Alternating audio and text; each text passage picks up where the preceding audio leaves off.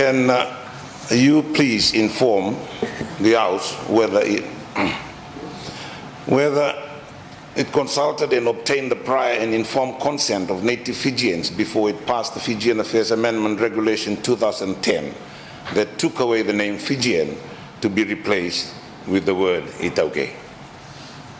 Thank you. The Honourable Minister for iTaukei Affairs and Prime Minister. Yes. Good. Listen.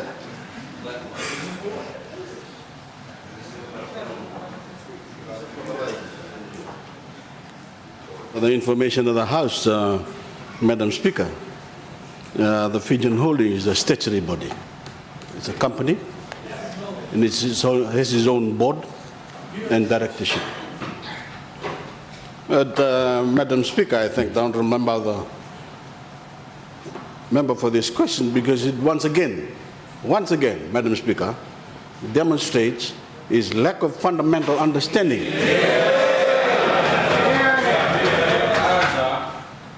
Demonstrates his lack of understanding of what the government's priority is or should be. As we have said before, we thank the Fijian people for keeping him to that side of the House. Would you listen, please? The question. Right. Madam Speaker, I'm sure all members of this august House are privy to the process undertaken to propagate the People's Charter for Change, Peace and Progress that the then interim government through the NCBBF did to ensure changes to our system of government, our constitution, laws, economic, our constitution.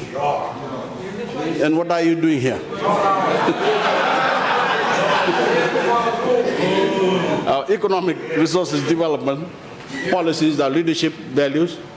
You know, the draft People's Charter, Madam Speaker, was compiled by drawing upon the findings, the recommendations, and also feedback obtained through outreach activities undertaken throughout the country, including all the urban areas, over 1,000 villages. So the concept of a common and equal citizenry has been promoted. But how can we pretend, Madam Speaker? Excuse me, could I ask honourable members to uphold the decorum in this House and be respectful?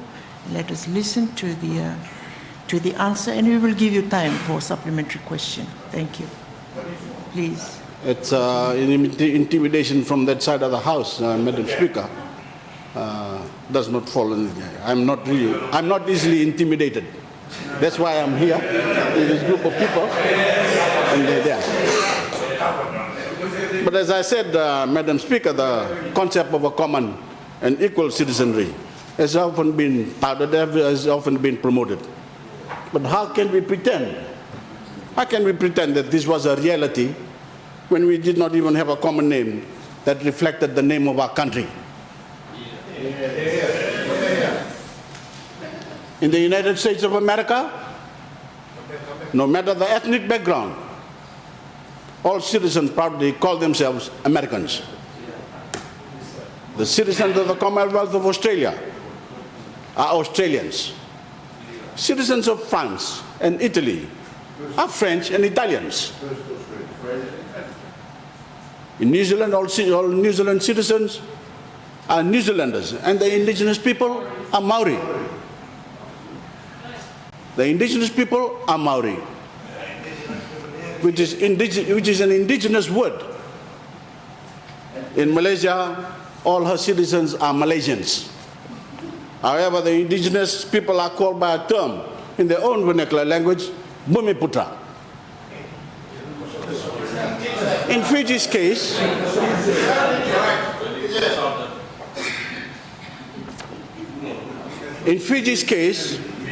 all citizens are Fijians, and the indigenous people are known as iTaukei.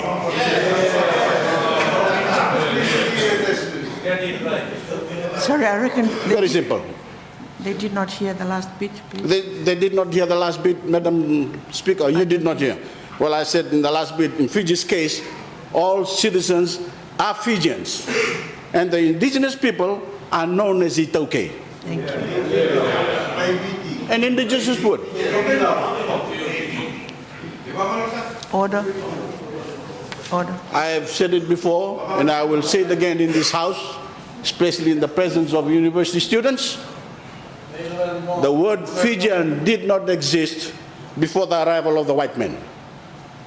I repeat, Madam Speaker, it is an English name coined by the English to describe people from the place the Tongans called Fiji and which became Fiji.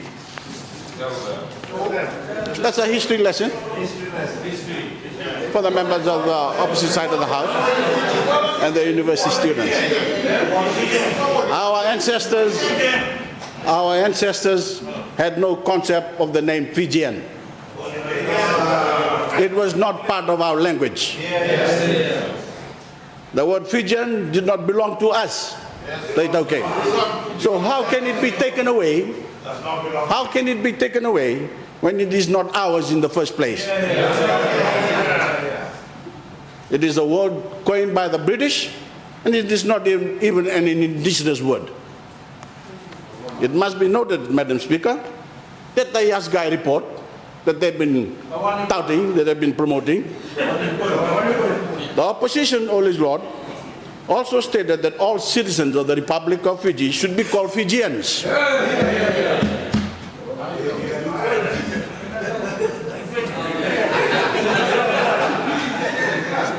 No, I'm looking at you.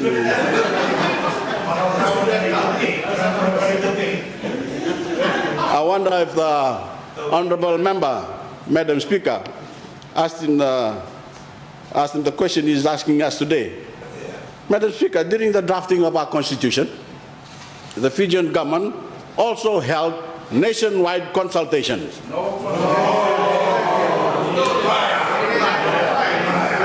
Even in their own villages,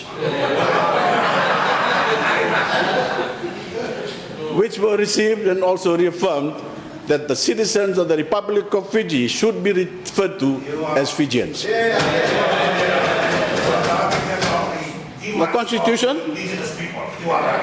The Constitution, Madam Speaker, our Constitution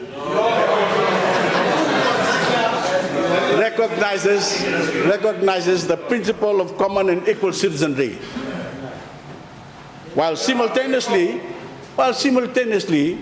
recognizing the indigenous Fijians as iTaukei. Very simple. This was the ultimate expression of the will of the Fijian people, and therefore is expressed in the Supreme Law.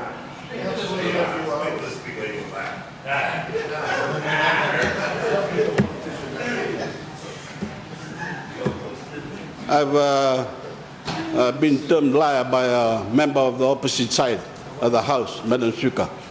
He really wouldn't want me to go into that lying business about him. So let's...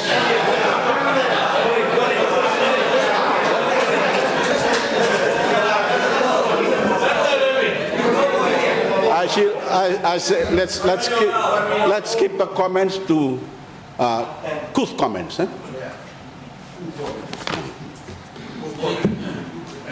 Therefore, Madam Speaker, we must not politicize such a basic issue. We must put behind us once and for all the ethno-ethnic centric politics of yesteryears and leave it in the history books where it belongs, and which is where the honourable member belongs. Certainly not in this house with these types of questions and thinking. One nation, one people, united with our common and equal citizenry. We are all Fijians because we are citizens of this country, and our indigenous people who have a special recognition are of course called iTaukei. The sooner the honourable member and others like him accept our common destiny, the sooner we will become an even stronger nation to tackle issues of growing our economy, providing sustained livelihoods, creating more jobs, providing education and training, and gaining basic amenities like roads, water, and electricity for all Fijians. Thank you, Madam Speaker. Thank you. I will now open the floor to 3 supplementary questions, and I'll ask the first one by the Honourable Noikula. Fijian has nothing to do with the Charter. Nothing. May I remind the other side that the Madam Speaker has had a ruling which says that you can have a brief explanation to clarify the question. Tell them. So I'm telling you, it has nothing to do with the Charter. This belongs to us. This came to us under a law. 1900, which defines us as Fijian. We did not ask for it, but it became ours. And it's associated with our language. It's associated with our iTaukei. It's associated with what we do, with our culture. And the question is, he has made a brief explanation without attending to the question. Could you explain briefly, had you consulted the chiefs and the people who own this name before you change this? And if not, why not? That is the question. He did not say it. Prior and prior consultation, did you do that?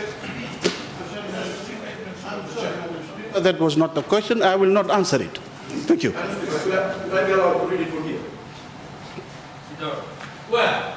Obtained, the ministry consulted and obtained the prior and informed consent of native Fijians before it passed this act. Did you consult them? Did you ask them? Did you ask for their permission? It's here. Repeat that question, please. It's written right there, Madam Speaker. Can you read it, please? Inform this House whether he consulted and obtained the prior and informed consent of native Fijians before it passed this act to change their name. I'm sorry, that is not the question. That's the question, Madam. That isn't here. I'm probably holding on to a different one then. Thank you. I will now ask the next supplementary question by Mr. Honourable Mbulitabo. That is not the question. Supplementary question by Honourable Mbulitabo. Supplementary question, Madam Speaker. I think there are 2 sets of questions. What we have here is whether the ministry consulted and obtained the prior and informed consent of the native Fijians. That's according to our order paper. That's what we have. That is not the question.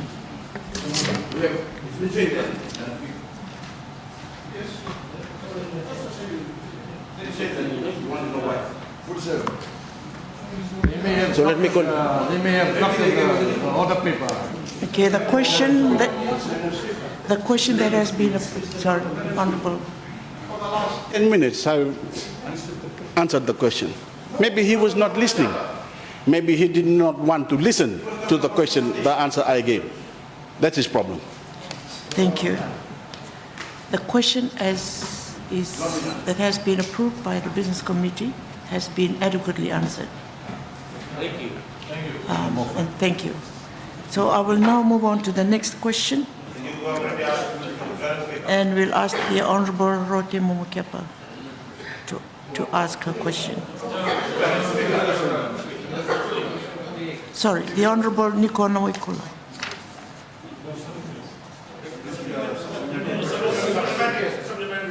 Sorry, supplementary. One more supplementary question, the Honourable Lalambalago. Thank you. Thank you, Madam Speaker.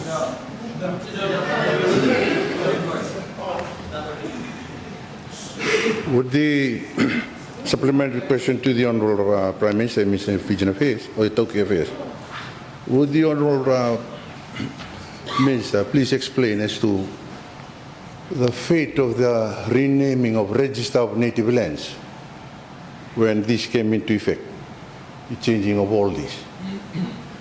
Because I understand, Madam Speaker, so I may allow to elaborate on that question to help the Prime Minister. If he makes a check now to the Native Lands Commission, this Register of Native Lands, in short known as RNLs, for all registered native lands in Fiji, hasn't been changed. RNL still remains the same. So can the minister explain as to why that hasn't been changed, or will that be able to open up another can of worms? Thank you, Madam Speaker. Order. Point of order. Please, order. Let's have a point of order. Honourable Minister for Lands. The way I heard that question, it was in relation to the Register of Native Lands, iTaukei lands. Am I correct, ma'am? Sorry, I didn't hear. Can you repeat? The question was in relation to the Register of iTaukei lands? The supplementary question, I'm sorry. Is that so? Yes. This amendment that has been made by the Honourable Prime Minister, or his government for that matter, you being part of it, there's a downstream effect of all that. By changing all the native, the word native to become iTaukei and all that. In that downstream effect, can the minister explain why RNL still remains RNL? Why haven't they made those changes to reflect whatever they want to name, they want to coin with it, they want to put on it? And will that open up another can of worms? Thank you. Honourable Minister for Lands. It's No, a point of a order, point of order. Madam Speaker. If the question is leading to the impact of a change of name from Register of Native Land to Register of iTaukei land, and what that would mean later on, that's a totally new question, ma'am, and it should be raised as such. It's hypothetical. I agree with the point that has been raised, and the question can be reformulated for another question at a later sitting. Thank you. I will now take the last supplementary question by Honourable Molido. I thank the Honourable Prime Minister for his replies this morning. I think the question was a very simple one, whether the ministry did consult or obtain prior and informed consent from the native Fijians. The mechanisms that are set in place in the iTaukei Affairs Act, that's Decree number 31 of 2010, sets out the powers of the minister in receiving recommendation or submissions from the Great Council of Chiefs in order to act in making any changes relating to the good government, well-being of the iTaukei people. The question is, I'm coming to that. I put to the Honourable Prime Minister that he does not have any power. Doesn't have any power, according to the decree, within the decree, to make changes without the consent and consultation of the GCC. That's a mechanism in place in the decree number 31 of 2010. Read your decree. Read your decree. The GCC has been taken out from the Constitution, but according to the decree 31, it's still in place. The minister has to consult the GCC before it makes any changes in regards to the indigenous people. So I put to the Honourable Minister again that the only power that he exercised when he abrogated the Constitution in 2009. Point of order. Madam Speaker, the original question is whether the native Fijians were consulted or not. The question did not say whether the Great Council of Chiefs or the chiefs were consulted or not. If they want to bring a new question, there are procedures. Listen to me. Order. There are procedures to bring a new question. They have to go to the business committee and bring a new question. They cannot, and it's specified in Standing Order 45. Standing Order 45, Sub-Rule 2. If a question arises a new matter, it should not be allowed. It's a new matter. Thank you. Consulted native owners, not the Great Council of Chiefs, Madam. Thank you, Honourable Member. I do agree that the supplementary question is really going off tangent. You may reformulate the question for a later sitting to answer the particular issue that you are raising.